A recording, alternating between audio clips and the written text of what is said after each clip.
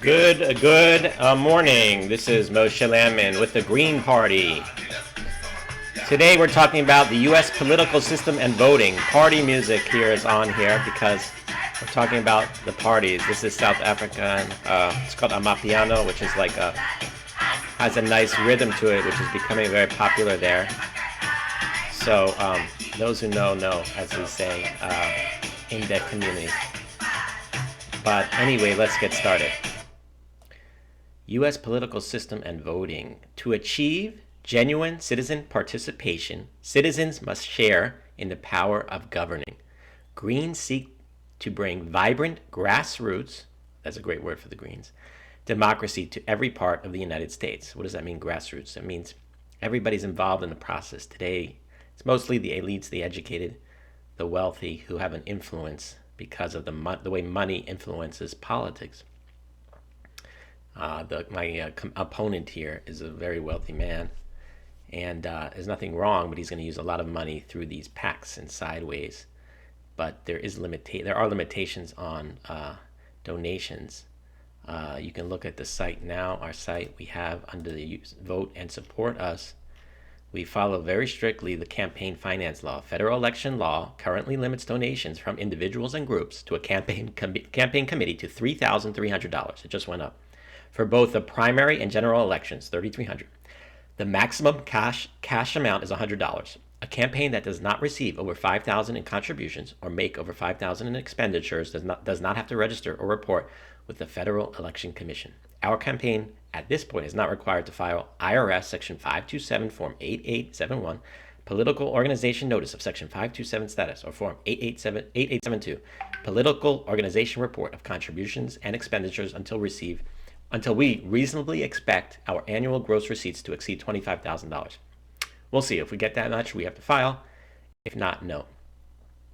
But Greens, again, seek to repair the U.S. electoral system. It's broken. From how elections are financed to conducting them in a more fair and representative ways, to ensuring accountability and transparency on all levels of government. In particular, Greens believe that the U.S. winner-take-all voting system is fundamentally flawed, resulting in lower voter participation, little choice or competition in countless elections, and far too few women and minorities in elected office. We know that's a problem. And of course, we're talking here about the winner-take-all system. So now if you have 4 candidates, whoever has the most wins, but there's another way to do it. It's time for every state to implement ranked choice voting in local, county, state, and federal elections. Currently, only Maine and Alaska have implemented ranked choice voting. So that's where if you have 4 different candidates, you get to choose your top 1, 2, 3, 4. Then what happens is only the top, whatever we decide, top 3 or top 2 go to the next round, and whoever you chose who's not moving forward, they look at your next pick. So what that does is it's more democratic. So, if you haven't picked this way, even if you're not picking the winner in the first vote, your second vote is going to be, or your third, are going to count. It's going to be very important for who goes on and who wins, and we might have a runoff. But in general, that's a way. It's called ranked choice voting. I highly recommend you take a look how it works. We can implement that here in Maryland. There is a bill now to try to do it on the county level, on the state level. But why not do it for all of our elections, even for the President of the United States and the Senate? It will be more democratic, and then the Greens will be important. So you can vote Green, but you can have your Democratic backup or your Republican, number 2, number 3, and then it's not like we're going to be breaking the elections like we might have done with Hillary Clinton and Donald Trump, some people say.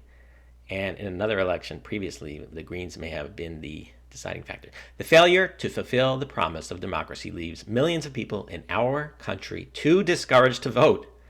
There's a big population that doesn't even vote. They're just tired of the whole system. They don't want it. But this process will allow them to vote and be more involved. And others who choose to vote seemingly trapped among false and limited choices. There's so many people in this country are upset, from those in Portland, Washington, all over the country. Be shocked. Even Austin, Texas, very liberal community, Vermont, etc. I mean, even Bernie Sanders had to become independent. He had to, join the Democrats. A system that promotes full and fair representation would draw millions of people in the United States into civic life and could revive democracy in this country. Democracy is broken. People don't even want to deal with it. They think politicians are corrupt. They don't even want to hear about it. So we've lost that whole participatory democracy. People don't care. They may care about individual issues, but they're not involved. So many people are just not involved because they're fed up. In the 2020 presidential elections, for example, 33% of eligible voters did not vote. 33%, or 80 million people, and the number can be higher in state and local elections. That's unbelievable. People are not interested. They'd rather watch a movie. They'd rather listen to music or do something else. They're fed up. We must make voting easier online, mail in, reduced wait times for in person, and more accessible. I vote by mail every time now. Online would be great, but some people don't think it's necessarily completely secure. But I always mail in. It's so easy. You just fill it out, put it back. They pay for the return receipt cost. So make sure you get involved, vote, learn about the issues. But the idea of ranked choice voting is critical. That will help us allow more parties. Other countries have so many parties. Look around Europe and everywhere they have more parties. And we have, there's no reason why we can't have a few more parties. It's a duopoly right now. It's just two parties, Democrats and Republicans, run the show. But, many people, they might be Democrat, but they don't agree with everything that the Democrats stand for. And then there's a lot of Republicans who don't agree with everything they stand for. They're even fighting right now between the Trump Republicans and the others, the MAGA, you might call it. MAGA are mentally ill. I call it mentally ill Republicans following a mentally ill leader, Trump, who I know. But that is our view overall, political system and voting. If you have any questions, visit moshelandman.us. We go through the Green Party's views of these matters, and hopefully you'll consider supporting these changes on the state, especially in Maryland. Take a look at the ranked choice voting bill, which probably will not pass because the power structure, those who hold power now do not want it because it's a threat to the system, especially in the Democratic Party. Thank you and have a great evening.